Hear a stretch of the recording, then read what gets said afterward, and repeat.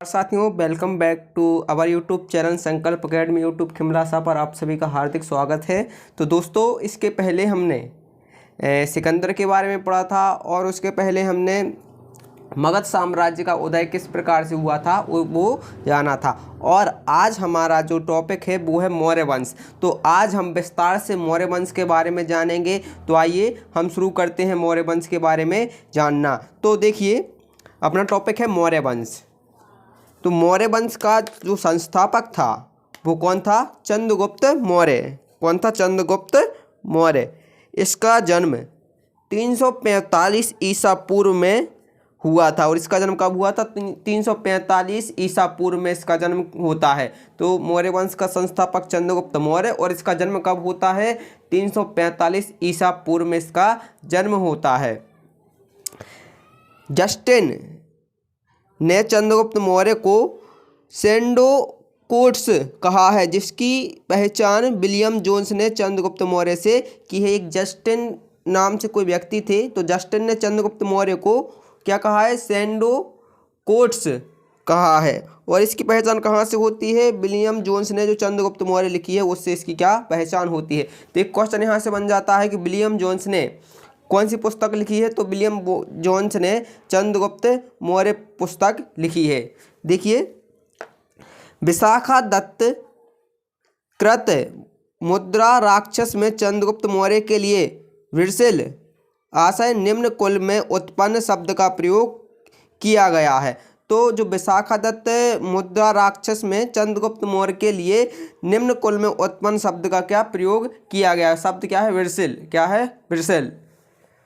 धनानंद को हराने में चाणक्य, या जिसको हम कौटिल्य नाम से भी जानते हैं और उन्हीं को एक और नाम से जाना जाता है विष्णुगुप्त, ने चंद्रगुप्त मौर्य की मदद की थी। तो धनानंद था जो नंद वंश का क्या था? शासक था, अंतिम शासक था। तो इसको हराने में चाणक्य ने क्या की थी? सहायता की थी, क्योंकि चाणक्य ने ही प्रतिज्ञा ली थी कि मैं तुम्हारे नंद वंश का सर्वनाश कर दूंगा और तुम्हें मारकर तुम्हारे रक्त से अपनी शिखा को धोऊंगा। तो उन्हीं की प्रतिज्ञा के कारण इस नंद वंश का संहार होता है। और जब ये नंद वंश को हरा देते हैं तो इनके स्थान पर वहाँ पर मौर्य वंश की स्थापना की जाती है। और मौर्य वंश के जो शासक थे वो प्रथम शासक थे चंद्रगुप्त मौर्य। तो धनानंद को हराने में चाणक्य ने चंद्रगुप्त मौर्य की क्या की थी? मदद की थी, जो बाद में चंद्रगुप्त का क्या बना? प्रधानमंत्री बना। इसके द्वारा लिखित पुस्तक अर्थशास्त्र है। और चाणक्य के द्वारा जो पुस्तक लिखी गई है उसका नाम क्या है? अर्थशास्त्र है,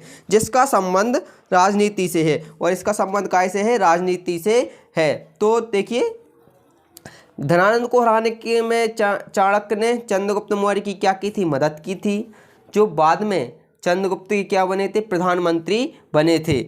और चाणक्य ने एक पुस्तक लिखी थी, उस पुस्तक का नाम था अर्थशास्त्र। और यह पुस्तक किससे संबंधित है? यह पुस्तक राजनीति से संबंधित है। आगे देखिए, चंद्रगुप्त मगध की राजगद्दी पर 322 ईसा पूर्व में बैठ जाता है। जब ये नंदवंश का संहार कर देता है 322 में, उसी वर्ष में ये क्या कर देता है? जो मगध है उसकी राजगद्दी पर बैठ जाता है। जो चंद्रगुप्त मौर्य था यह जैन धर्म का क्या था? अनुयायी था। चंद्रगुप्त किस वंश का अनुयायी था? जैन धर्म का अनुयायी था। चंद्रगुप्त ने अपना अंतिम समय कर्नाटक के श्रवणबेलगोला नामक स्थान पर बिताया था। तो जो चंद्रगुप्त मौर्य ने अपना अंतिम समय, जो जीवन का अंतिम समय है, वो कहाँ पर बिताया? जो कर्नाटक के श्रवणबेलगोला में अपना अंतिम समय बिताया। चंद्रगुप्त ने 305 ईसा पूर्व में सेल्यूकस निकेटर को हराया। और इसने जो सेल्यूकस निकेटर कौन था? सेल्यूकस निकेटर जो सिकंदर है, सिकंदर का क्या था? सेनापति था। तो इसको क्या कर देते हैं? ये 305 ईसा पूर्व में क्या करते हैं? हराते हैं। सेल्यूकस निकेटर ने अपनी पुत्री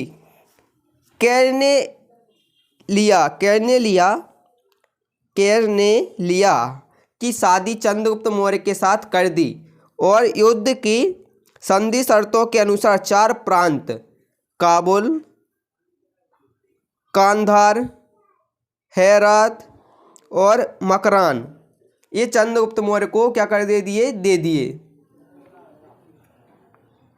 तो चंद्रगुप्त मौर्य ने क्या किया, 305 में सेल्यूकस निकेटर को हराया जो सिकंदर का सेनापति था, और सेल्यूकस निकेटर ने अपनी जो पुत्री थी कैनेलिया, इसकी शादी चंद्रगुप्त मौर्य से कर देता है। और युद्ध की जो संधि हुई थी तो उस संधि के अनुसार यह अपने चार प्रांत कौन कौन से, काबुल हो गया जो आज इस साइड अफगानिस्तान साइड पड़ता है, कांधार हो गया, हेरात और मकरान, ये चंद्रगुप्त मौर्य को दे देता है कि जा ये आपको दिए। चंद्रगुप्त मौर्य ने जैनी गुरु भद्रबाहु से, किससे, भद्रबाहु से जैन धर्म की क्या लेते हैं, दीक्षा लेते हैं।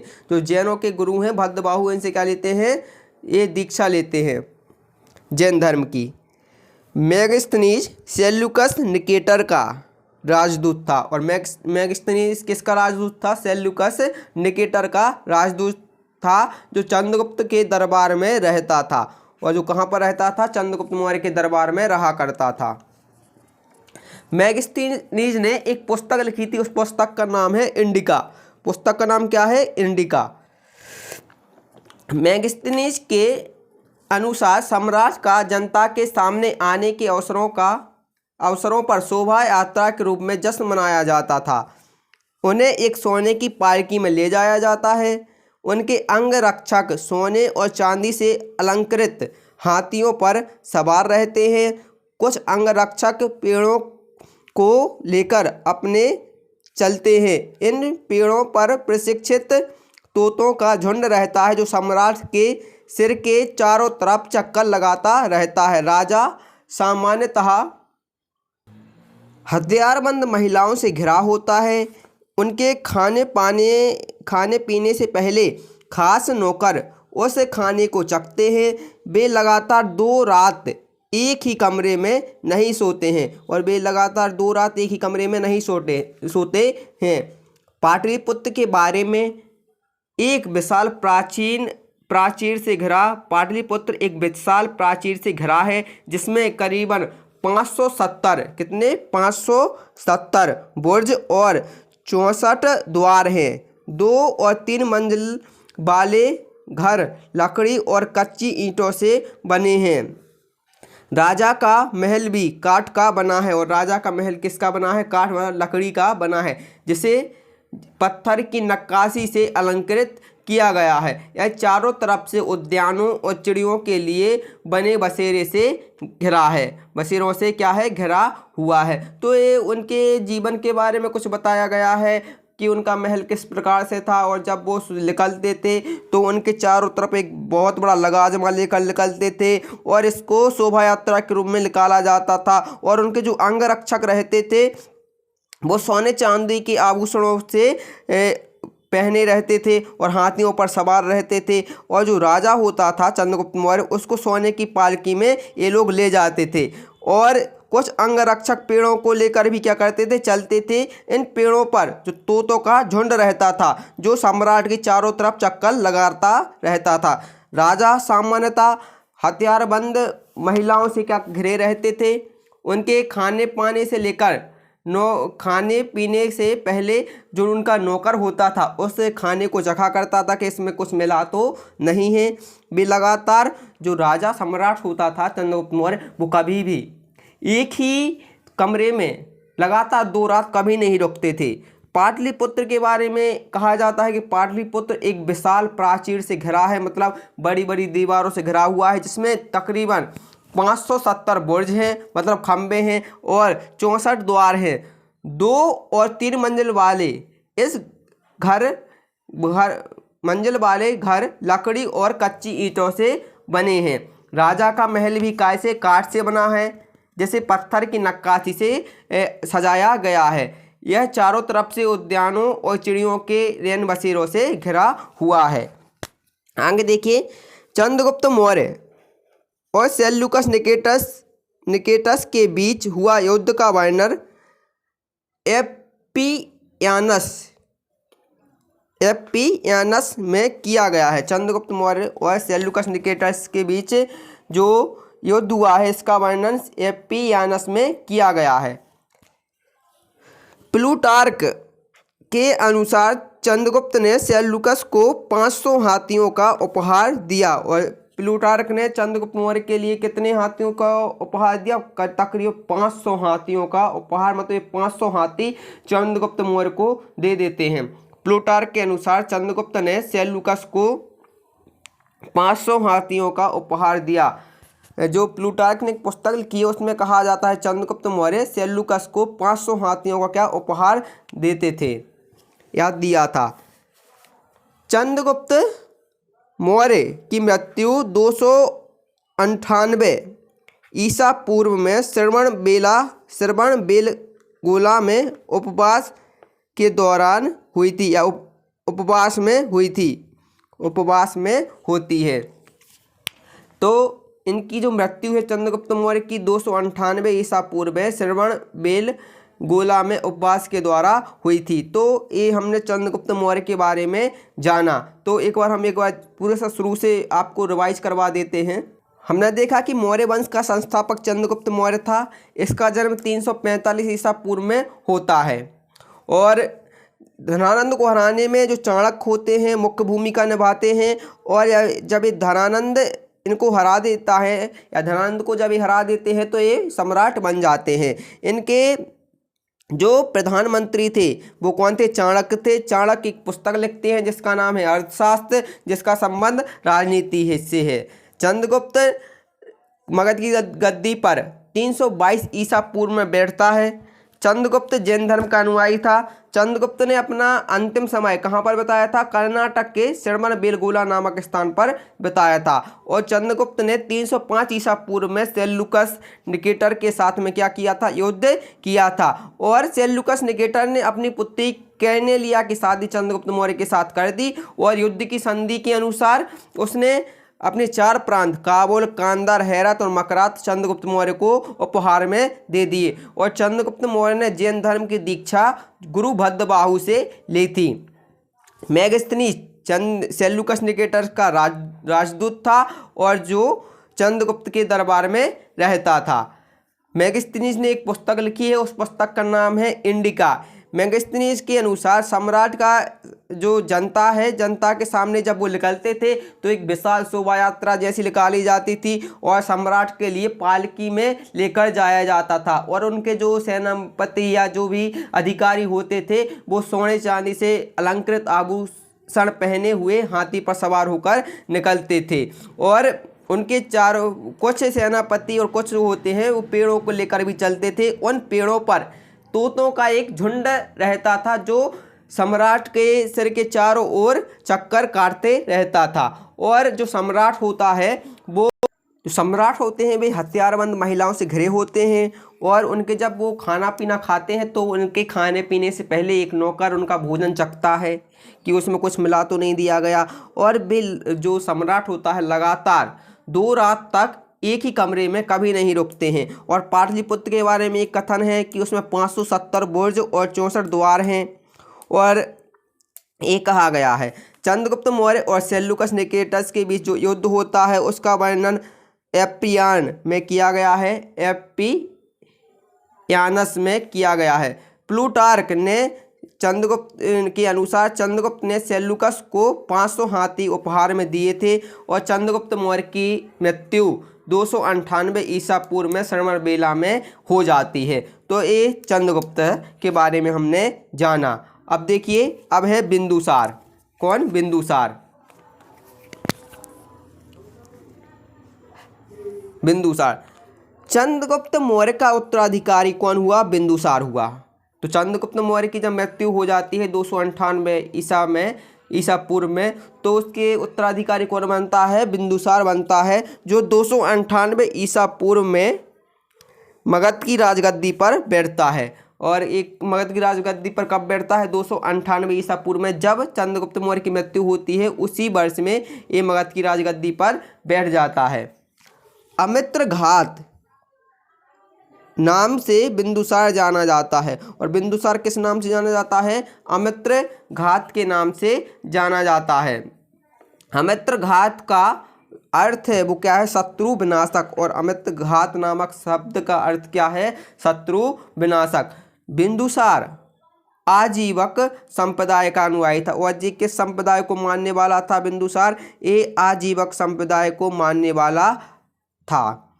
वायुपुराण में बिंदुसार को भद्रसार या बारीसार कहा गया है।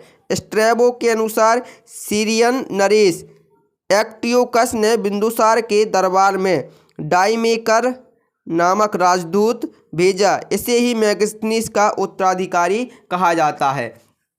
क्या? मेगास्थनीज का उत्तराधिकारी कहा जाता है। तो वायुपुराण में बिंदुसार को भद्रसार कहा जाता है। और स्ट्रैबो के अनुसार जो सीरियन नरेश थे एंटियोकस ने बिंदुसार के दरबार में डायमेकर नामक राजदूत भेजा था। इसे क्या कहा जाता है? मेगास्थनीज का उत्तराधिकारी कहा जाता है। अब आप लोग पूछेंगे मेगास्थनीज कौन था? ये चंद्रगुप्त मौर्य के दरबार में राजदूत था। किसका राजदूत था मेगास्थनीज? ये सेल्यूकस निकेटर का राजदूत था। आगे देखिए, जैन ग्रंथों में बिंदुसार को सहसेन कहा गया है। तो एक क्वेश्चन यहाँ से बन जाता है कि जैन धर्म ग्रंथों में बिंदुसार को क्या कहा गया है? सहसेन कहा गया है। बिंदुसार के शासन में तक्षशिला, सिंधु और झेलम नदी के बीच हुए 2 विद्रोहों का वर्णन होता है। बिंदुसार के शासन काल में तक्षशिला में हुए 2 विद्रोहों का क्या वर्णन मिलता है? इस विद्रोह को दबाने के लिए बिंदुसार ने पहले सुसीम को और बाद में अशोक को भेजा। किसको भेजा? पहले सुसीम को और बाद में अशोक को भेज देता है। एथेनियस के अनुसार बिंदुसार ने सीरिया के शासक एंटियोकस प्रथम से मदिरा, सूखे अंजीर और एक दार्शनिक भेजने की प्रार्थना की थी। बौद्ध विद्वान तारानाथ ने बिंदुसार को 16 राज्यों का विजेता बताया है। कितने राज्यों का? 16 राज्यों का विजेता बताया है। कौन? बौद्ध विद्वान जो तारानाथ है, इन्होंने बिंदुसार को कितने राज्यों का विजेता बताया है? 16 राज्यों का। कि भाई इसने 16 राज्यों में विजय प्राप्त की थी या 16 राज्यों को इसने जीता था। तो बिंदुसार के बारे में एक बार हम फटाफट जान लेते हैं। हमने क्या जाना? जो यह चंद्रगुप्त मौर्य का क्या था? उत्तराधिकारी था। मतलब चंद्रगुप्त मौर्य की मृत्यु के पश्चात बिंदुसार मौर्य वंश का क्या था? राजा बना। जो मौर्य साम्राज्य का क्या बनता है? शासक बनता है। और मगध की राजगद्दी पर 298 ईसा पूर्व में बैठता है। और अमित घात नाम से इसको जाना जाता है। अमित घात का अर्थ होता है शत्रु विनाशक। बिंदुसार जो अपने आजीवक संप्रदाय का क्या था? अनुयायी था। और वायुपुराण में बिंदुसार को भद्रसार कहा गया है। क्या कहा गया है? भद्रसार।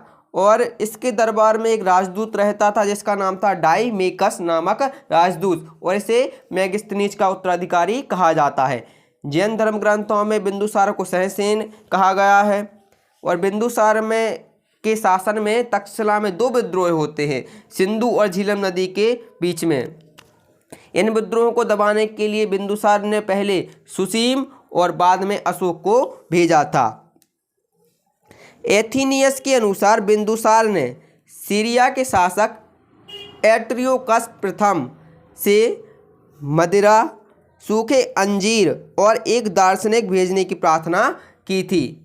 मतलब एथेनियस नामक एक विद्वान है, इसने बिंदुसार ने सीरिया के जो शासक है एंटियोकस से कहा था कि आप मुझे मदिरा, सूखे अंजीर और एक दार्शनिक भेज दीजिए। मतलब मांगा था इसने मदिरा वगैरह। और बौद्ध विद्वान तारानाथ ने बिंदुसार को 16 राज्यों का विजेता बताया था। कितने राज्यों का? 16 राज्यों का विजेता बताया था। तो ये था बिंदुसार। अब आइए हम आगे देखते हैं, अशोक के बारे में जानते हैं। बिंदुसार का उत्तराधिकारी अशोक महान होता है। जब बिंदुसार की मृत्यु हो जाती है तो बिंदुसार का उत्तराधिकारी कौन बनता है? अशोक बनता है, अशोक महान बनता है। और 269 ईसा पूर्व में यह मगध की राजगद्दी में बैठता है। कहा जाता है साथियों कि जो मौर्य वंश का सबसे महान शासक था वो अशोक ही था। अशोक मौर्य वंश का सबसे महान शासक हुआ है। तो बिंदुसार का यह क्या था, पुत्र था, और बिंदुसार की मृत्यु के बाद यह मगध की राजगद्दी पर बैठता है। कब बैठता है? 269 ईसा पूर्व में। 269 ईसा पूर्व में यह मगध की राजगद्दी पर बैठता है। राजगद्दी पर बैठने के समय अशोक अवंती का राज्यपाल था, और जब ये मगध की राजगद्दी पर बैठता है उसके पहले यह कहाँ का राज्यपाल था? अवंती का क्या था? राज्यपाल था। मास्की एवं गुर्जरा अभिलेख में अशोक का नाम अशोक मिलता है। अभिलेख में अशोक का नाम क्या मिलता है? अशोक मिलता है। पुराणों में अशोक को अशोक वर्धन कहा जाता है, और जो पुराण है इसमें अशोक को किस नाम से जाना जाता है? अशोक वर्धन नाम से जाना जाता है। अशोक ने अपने अभिषेक के 8वें वर्ष लगभग 261 ईसा पूर्व में 261 ईसा पूर्व में ये गद्दी पर कब बैठा? 269 में, और इसमें लगभग 8वें वर्ष, अपने अभिषेक के 8वें वर्ष बाद 261 ईसा पूर्व में कलिंग पर आक्रमण किया।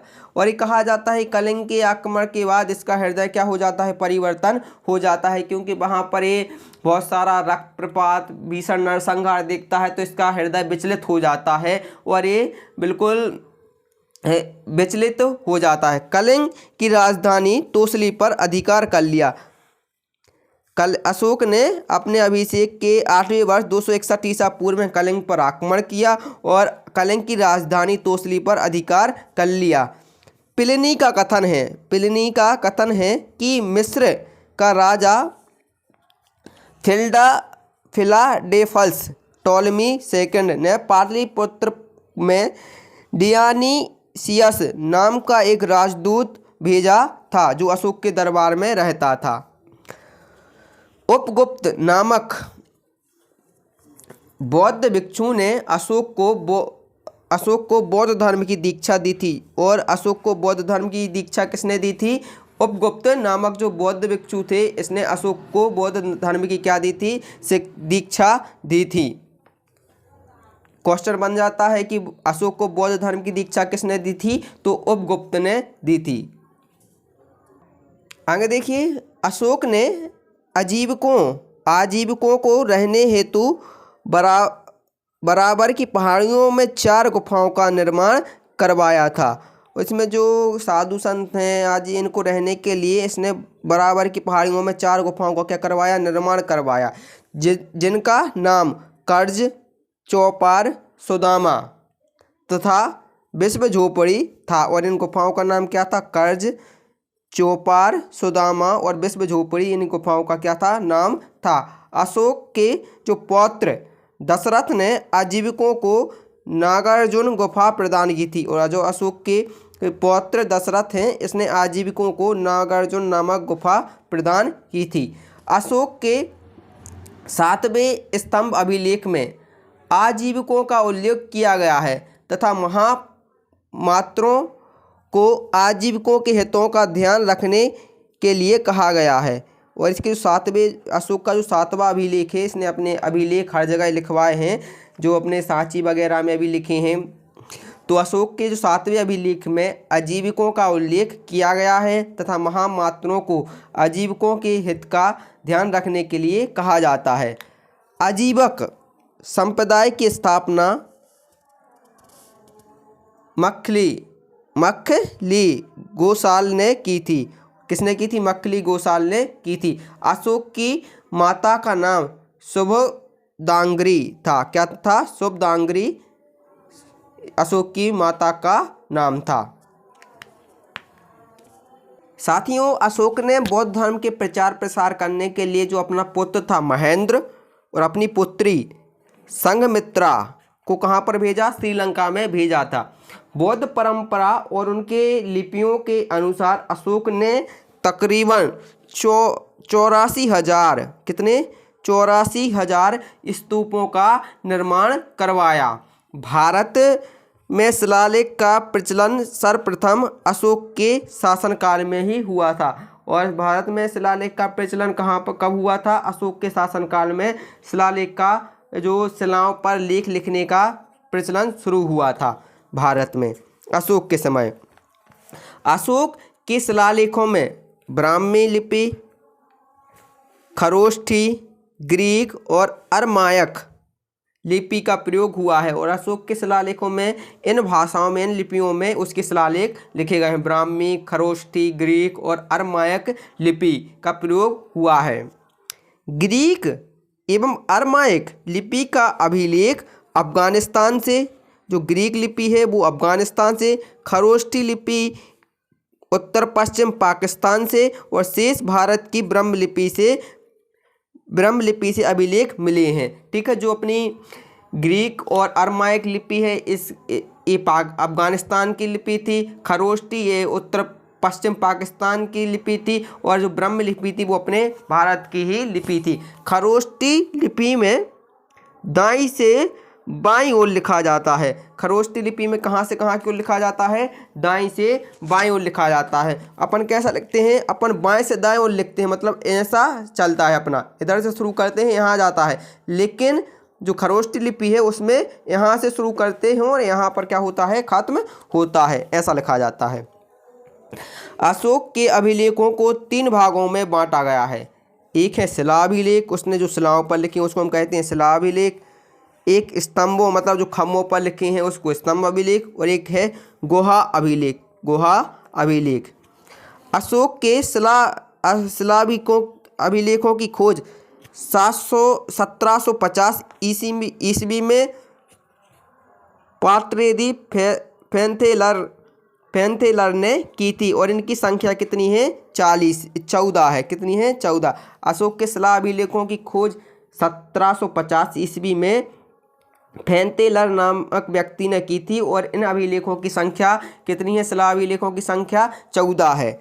अशोक के अभिलेख पढ़ने में सबसे पहली सफलता 1837 ईस्वी में, और ये जब पढ़े कब गए थे पहली बार? 1837 ईस्वी में जेम्स पिशेप ने इनको पहली बार क्या करा था? पढ़ने में सफलता हासिल की थी। इसने पहली बार अशोक के शिलालेखों को पढ़कर उनका अर्थ समझाया था। तो देखिए अशोक के प्रमुख शिलालेख और उनमें वर्णित विषय, तो जो शिलालेख हैं वो कितने हैं? इनकी संख्या 14 है और इनमें किस अभिलेख में कौन सी बात कही गई है तो ये बताया गया है। जो इसका पहला शिलालेख है इसमें पशु बलि की निंदा की गई है। पशु बलि की क्या निंदा की जाती है पहले अभिलेख में। दूसरा शिलालेख में अशोक ने मनुष्यों एवं पशु दोनों की चिकित्सा व्यवस्था का उल्लेख किया गया है और दूसरे अभिलेख में क्या मिलता है? पशुओं और मनुष्यों की चिकित्सा का उल्लेख मिलता है। तीसरा अभिलेख में क्या कहा गया है कि राजकीय अधिकारियों को आदेश दिया गया है कि वे हर 5वें वर्ष के उपरांत दौरे पर जाएं और इस शिलालेख में कुछ धार्मिक नियमों का भी उल्लेख किया गया है। जो 5वां अभिलेख है, जो तीसरा अभिलेख है, इसमें कहा गया है कि राजकीय अधिकारियों को आदेश दिया जाता है कि हर 5वें वर्ष में उपरांत दौरे पर जाएं और इनमें धार्मिक अभिलेखों का भी उल्लेख मिलता है तीसरे शिलालेख में। चौथा शिलालेख क्या है? इस शिलालेख में भैरी घोष को जगह धम्म घोष की घोषणा की गई थी। धम्म घोष की क्या की गई थी? घोषणा की गई थी। 5वें अभिलेख में क्या कहा गया है? इस शिलालेख में धर्म और महामात्रों की नियुक्ति के विषय में जानकारी मिलती है। किसमें? 5वें अभिलेख में, कि जो धर्म है शिलालेखों में धर्म और महामात्रों की नियुक्ति कब की गई और इनके विषय में जानकारी मिलती है। छठा शिलालेख क्या है? छठे शिलालेख में इसमें आत्मनियंत्रण की शिक्षा दी गई है कि भैया ये जो छठा शिलालेख है इसमें आत्मनियंत्रण मतलब खुद को आत्म कंट्रोल, सेल्फ, खुद को कैसे कंट्रोल करें इस पर क्या शिक्षा दी गई है आज छठे शिलालेख में। 7वां और 8वां शिलालेख, इसमें अशोक की तीर्थ यात्राओं का उल्लेख है। जो 7वें शिलालेख और 8वें शिलालेख में अशोक ने कितनी तीर्थ यात्राएं की हैं उसका वर्णन मिलता है।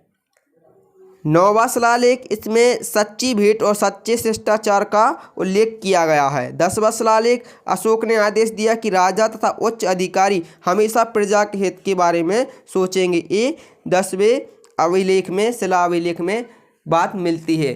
11वां अभिलेख, इसमें धम्म की व्याख्या की गई है। किसकी व्याख्या की गई है? धम्म की व्याख्या की गई है। और 12वां शिलालेख, इसमें स्त्री महामात्रों की नियुक्ति और सभी प्रकार के विचारों से सम्मान की बात की गई है। और 13वें शिलालेख में, ये महत्वपूर्ण शिलालेख है, आप इसको याद रखना, इसमें कलिंग युद्ध का वर्णन और अशोक के हृदय परिवर्तन की बात कही गई है। इसी में पड़ोसी राजाओं का भी वर्णन मिलता है। तो ये क्वेश्चन सबसे ज़्यादा यहाँ से बनता है कि 13वें अशोक कलिंग युद्ध का वर्णन अशोक के किस शिलालेख में मिलता है?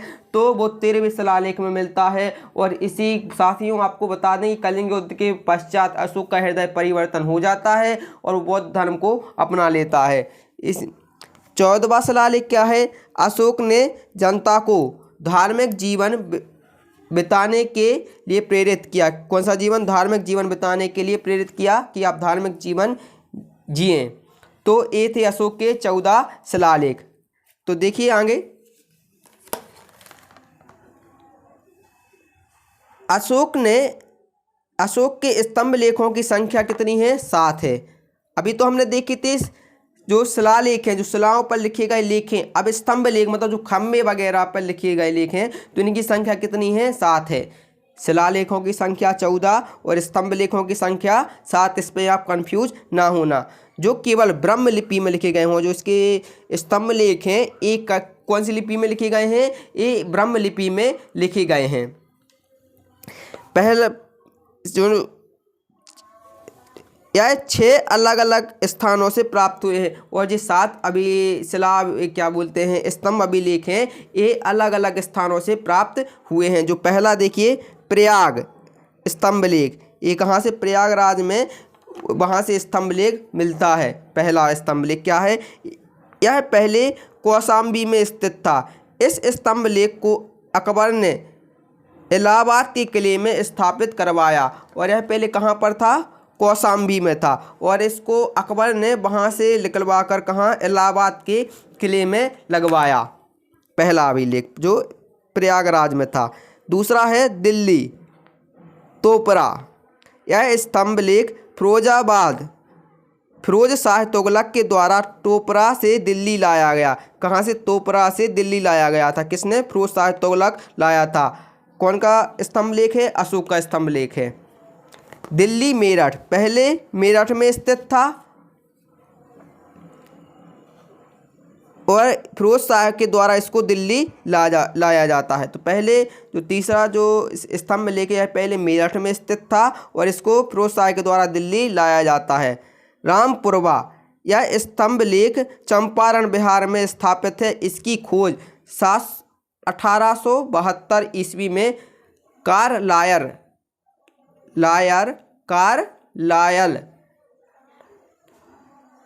ने की थी। लौरिया और अरेराज, ये चंपारण बिहार में है। और लौरिया नंदगढ़ चंपारण बिहार में। इस स्तंभ पर मोर का चित्र बना हुआ है। 6 अभिलेख हो गए, स्तंभ लेख। अब देखिए कौशाम्बी स्तंभ लेख, कौशाम्बी अभिलेख को रानी का अभिलेख कहा जाता है। जो कौशाम्बी में अभिलेख है इसको रानी का अभिलेख कहा जाता है। किसका अभिलेख कहा जाता है? रानी का। अशोक का सबसे छोटा स्तंभ लेख रुम्नदेही है। और अशोक का सबसे छोटा स्तंभ लेख कौन सा है?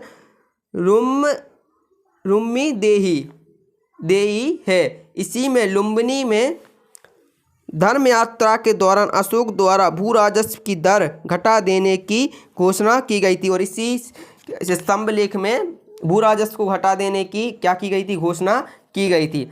अशोक का 7वां अभिलेख सबसे लंबा है। और ये पूछ लेते हैं क्वेश्चन यहाँ से बन जाता है कि अशोक का कौन सा अभिलेख सबसे लंबा है, तो 7वां अभिलेख क्या है, सबसे लंबा है जो स्तंभ लेख है।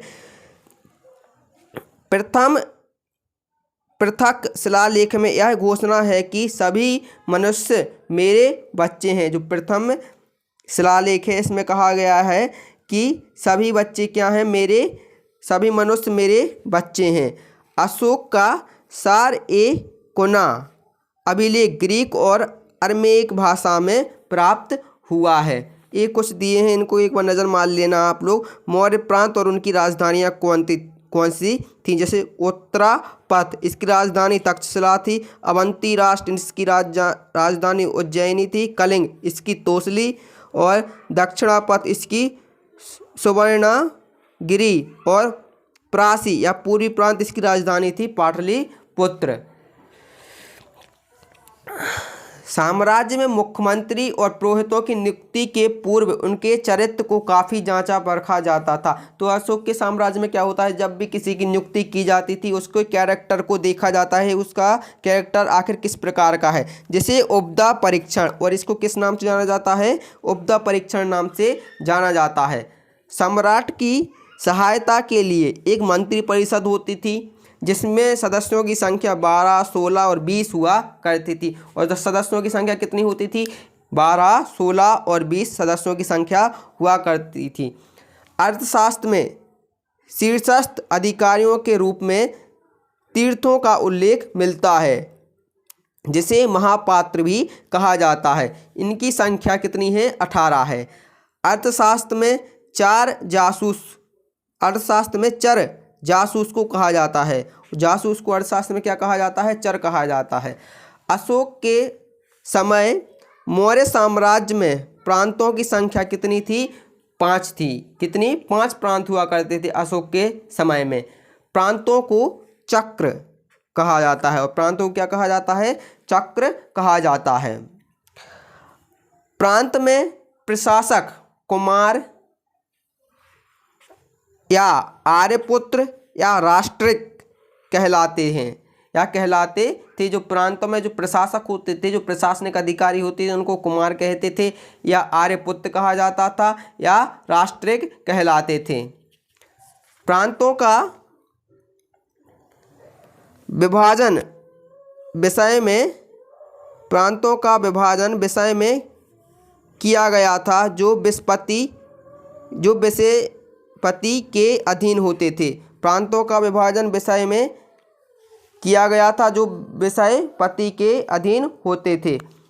प्रशासन की सबसे छोटी इकाई ग्राम थी जिसका मुखिया ग्रामीक कहलाता था। जिसका मुखिया कौन कहलाता था, ग्रामीक इसका मुखिया कहलाता था। ये अर्थशास्त्र में वर्णित कुछ तीर्थ हैं, जैसे मंत्री कौन था, प्रधानमंत्री। पुरोहित कौन था, धर्म और दान विभाग का प्रधान होता था। सेनापति सैन्य विभाग का प्रधान होता था। युवराज राजपुत्र कहलाता था। तो इसके बारे में आप लोग मौर्य अर्थशास्त्र में वर्णित कुछ बताए गए हैं किनको क्या कहा जाता है जी मौर्य साम्राज्य के बारे में। जैसे युवराज कौन था, राजपुत्र था। पौर कौन कहलाता था, ये नगर का कोतवाल कहलाता था। और प्रदेश कौन कहता था, कमिश्नर कहलाते थे। और समाहर्ता कौन थे, समाहर्ता ये आरों का संग्रह करता था। नायक नगर की रक्षा करने वाला कहलाता था। नगर रक्षक अध्यक्ष था। व्यवहारिक मुख्य न्यायाधीश था, उसको कहा जाता था व्यवहारिक। दुर्गपाल जो दुर्ग की रक्षा करता था उसको दुर्गपाल कहा जाता था। दंडपाल सेना का सामान एकत्र करने वाला दंडपाल कहलाता था। मंत्री परिषद अध्यक्ष कर्मांत उद्योग और कारखानों का अध्यक्ष कहलाता था। और अंतपाल सीमावर्ती दुर्गों का रक्षक कौन था, अंतपाल था।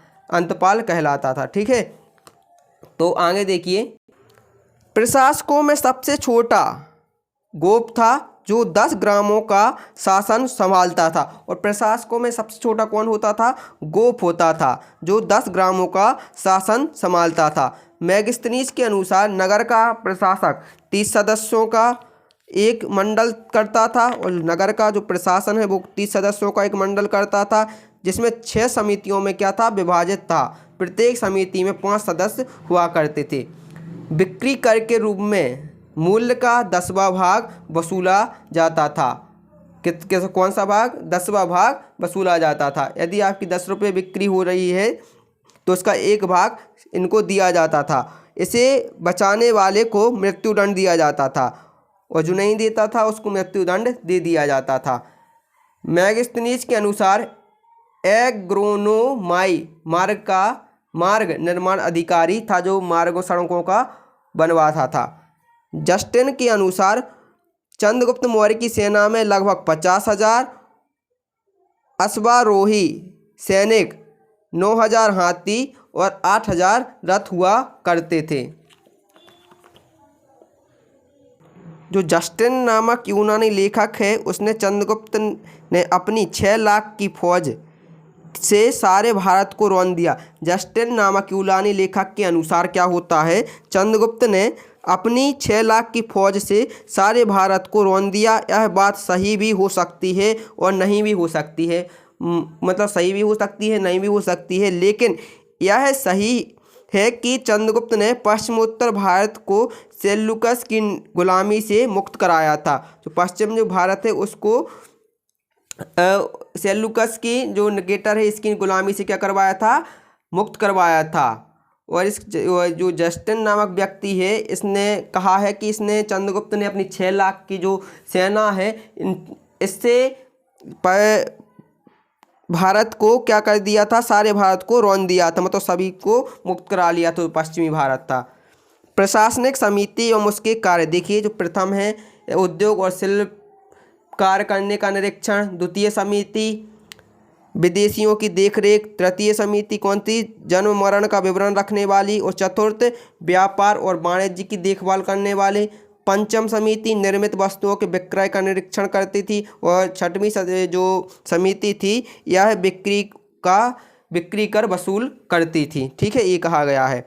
युद्ध क्षेत्र में सेना का नेतृत्व करने वाला अधिकारी नायक कहलाता था। क्या कहलाता? नायक, जो युद्ध में सेना का नेतृत्व करता था।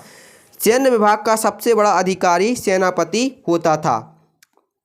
प्लिनी के अनुसार, या ये जो प्लिनी नामक यूनानी लेखक इसके अनुसार चंद्रगुप्त की सेना में तकरीबन कितने 6 लाख पैदल सिपाही, 30,000 घुड़सवार और 9,000 हाथी हुआ करते थे। मैगस्थनीज के अनुसार मौर्य सेना का रखरखाव 5 सदस्यीय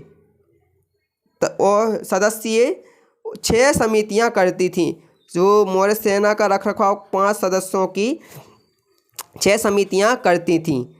मौर्य प्रशासक में जो गुप्तचर विभाग महामात्य सर्प नामक अमात्य के अधीन था। जो महामात्य सर्प नामक अमात्य के क्या था, अधीन था। जो गुप्तचर विभाग का क्या था, प्रधान था। अर्थशास्त्र में गुप्तचर को गूढ़ पुरुष कहा गया है। क्या कहा गया है? गूढ़ पुरुष। तथा एक ही स्थान पर रहकर कार्य करने वाले गुप्तचर को संस्था कहा जाता है। क्या कहा जाता है? संस्था। जैसे भारत की संस्थाएं भी हैं जो गुप्तचर संस्थाएं हैं, जैसे रॉ वगैरह हो गई, तो ये क्या है, गुप्तचर संस्थाएं होती हैं। एक स्थान से दूसरे स्थान पर भ्रमण करने वाले गुप्तचर को संचार कहा जाता था। क्या कहा जाता था? संचार। जो गुप्तचर एक स्थान से दूसरे स्थान पर क्या करते थे, भ्रमण करते थे और सूचनाएं देते थे, उन्हें संचार कहा जाता। अशोक के समय जनपदीय न्यायालय के न्यायाधीश को राजुक कहा जाता था। क्या न्यायाधीश को क्या कहा जाता था? राजुक। सरकारी भूमि को सीता भूमि कहा जाता है। जो सरकारी भूमि होती है उसको क्या कहा जाता है? सीता भूमि कहा जाता है। बिना वर्षा की अच्छी खेती होने वाली भूमि को अदेव मात्रक कहा जाता है। जो बिना वर्षा के भी अच्छी भी भूमि होती है उसको अमेद मात्रक कहा जाता है। मैगस्थनीज के ने भारतीय समाज को 7 वर्गों में विभाजित किया था। कौन कौन सा था? दार्शनिक, किसान, अहीर, कारीगर, सैनिक, निरीक्षर और सभासद। कौन थे? सभासद थे। स्वतंत्र वेश्यावृत्ति को अपनाने वाली महिला रूपा जीवी कहलाती थी। और वो महिलाएं जो स्वतंत्र रूप से वेश्यावृत्ति को अपनाती थी उनको क्या कहा जाता था? रूपा जीवा कही जाती थी। नंद वंश के विनाश करने में चंद्रगुप्त मौर्य ने कश्मीर के राजा परवर्तक से सहायता प्राप्त की थी। किससे? परवर्तक से सहायता प्राप्त की थी। ये कश्मीर के राजा हुआ करते थे। मौर्य शासनकाल 137 वर्षों तक रहा। तो मौर्य वंश कितने वर्षों तक रहा? 37 वर्षों तक रहा। भागवत पुराण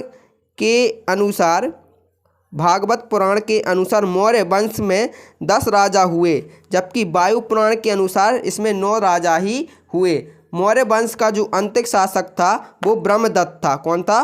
बृहदत्त। ये मौर्य वंश का अंतिम शासक था। इसकी हत्या इसके सेनापति पुष्यमित्र शुंग ने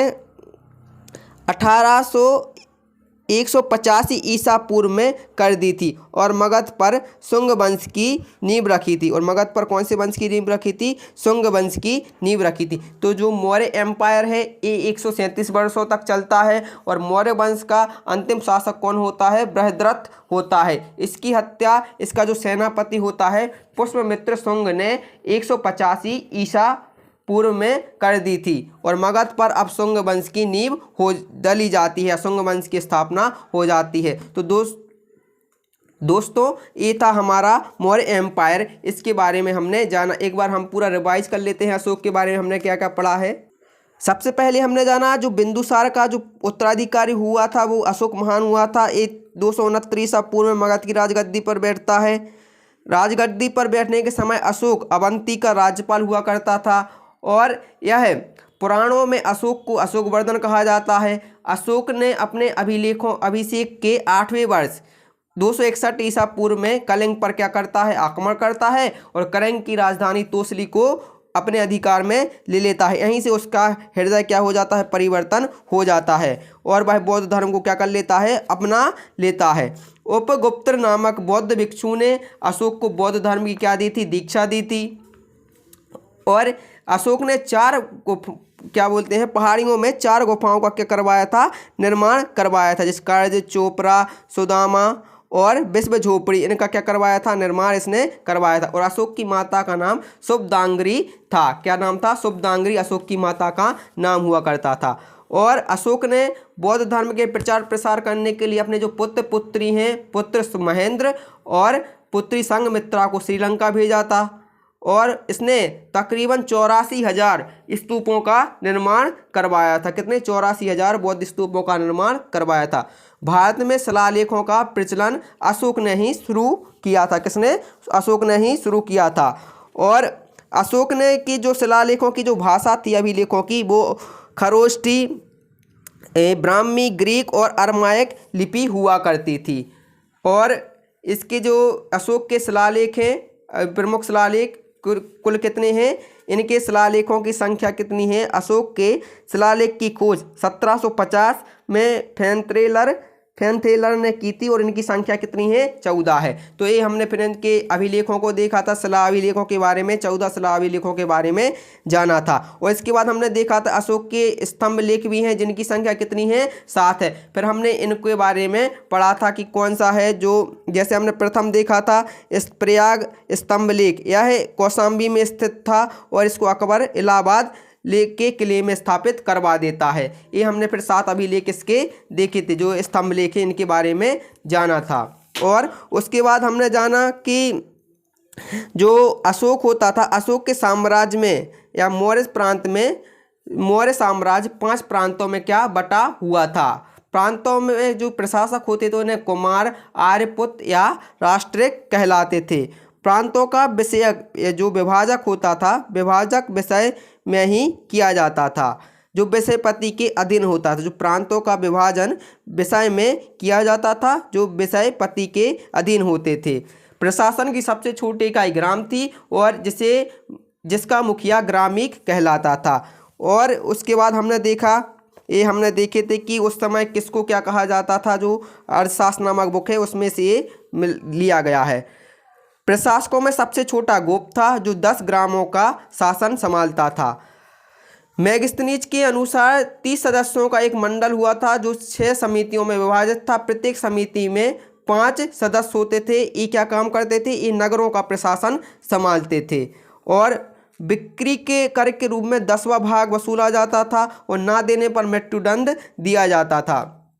और चंद्रगुप्त मौर्य की सेना में लगभग 50,000 अश्वरोही सैनिक और मतलब जो अश्व घोड़े पर चलते हैं, 9,000 हाथी और 8,000 रथ हुआ करते थे। ये हमने इसके बाद हमने देखा कि सैन्य विभाग का सबसे बड़ा अधिकारी सेनापति होता था। कौन होता था? सेनापति होता था। लेखक के अनुसार अशोक जो चंद्रगुप्त मौर्य की सेना में 6 लाख पैदल सैनिक, 30,000 घुड़सवार और 9,000 हाथी थे। मेगस्थनीज के अनुसार मौर्य की जो सेना मौर्य सेना का रखरखाव 5 सदस्यों की एक समिति करती थी। अर्थशास्त्र में गुप्तचर को गूढ़ पुरुष कहा जाता है। क्या कहा जाता है? गूढ़ पुरुष कहा जाता है। मेगस्थनीज ने भारतीय समाज को 7 वर्गों में बांटा था। कितने? 7 वर्गों में विभाजित किया था। दार्शनिक, किसान, अहीर, कारीगर, सैनिक, निरीक्षर और सभासद। स्वतंत्र रूप से जो महिलाएं वेश्यावृत्ति को अपनाती थी उन्हें रूपजीवा कहलाती थी। और जो नंद वंश के विनाश करने में चंद्रगुप्त मौर्य को कश्मीर के राजा प्रवर्तक से सहायता प्राप्त होती है। जो मौर्य एम्पायर होता है, शासन होता है, वो 137 वर्षों तक चलता है। और भगवत पुराणों के अनुसार मौर्य वंश में 10 राजा हुए, जबकि वायु पुराण के अनुसार इसमें 9 राजा ही हुए हैं। मौर्य वंश का जो अंतिम शासक था वो ब्रह्मदत्त था। इसकी हत्या जो इसका सेनापति होता है पुष्पामित्र शुंग ने 150 ईसा पूर्व में कर दी थी और यहीं से मौर्य एम्पायर का क्या हो जाता है? अंत हो जाता है और मगध पर अपने एक नए राजवंश की नींव डल जाती है जिसका नाम होता है शुंग वंश। अब उसके बाद हम देखेंगे अगला टॉपिक रहेगा ब्राह्मण साम्राज्य। तो दोस्तों ये था आज हमारा मौर्य साम्राज्य के बारे में। हमने विस्तार से जाना शुरू से लेकर अंत तक, चंद्रगुप्त मौर्य से ब्रह्मदत्त तक हमने पूरे मौर्य एम्पायर को आज पढ़ लिया। तो उम्मीद करते हैं आपको एक अच्छा लगा होगा और आप इसी तरीके से पढ़ते रहिए और अपना व्यक्तित्व इस प्रकार से व्यक्तित्व कीजिए कि सभी लोग आपको सम्मान की दृष्टि से देखें। हंसते रहिए, खुश रहिए, पढ़ते रहिए। जय हिंद, जय भारत। मिलते हैं अगली वीडियो में ब्राह्मण साम्राज्य के बारे में। अगली वीडियो हमारा टॉपिक रहेगा। तब तक के लिए जय हिंद, जय भारत।